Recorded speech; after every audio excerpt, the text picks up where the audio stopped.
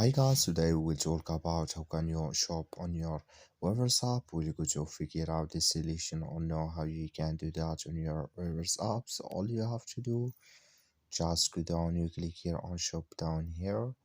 So then it's going to take you here in this list.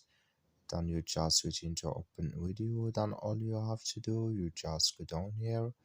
So in here you will find all Weverse shop artists here. You can here choose.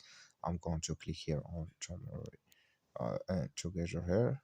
So then it's going to take us to next step here. So just switch into open video. So here can you choose if you want to click on USA or Japan or global here.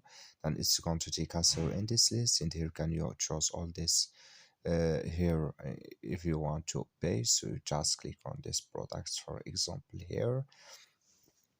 Then it's going to take us to next step here. Then you just click here on pay now. Then you add your card information. Then it's going to pay with you. That's all. Thank you for watching. Don't forget to support us by liking, subscribe.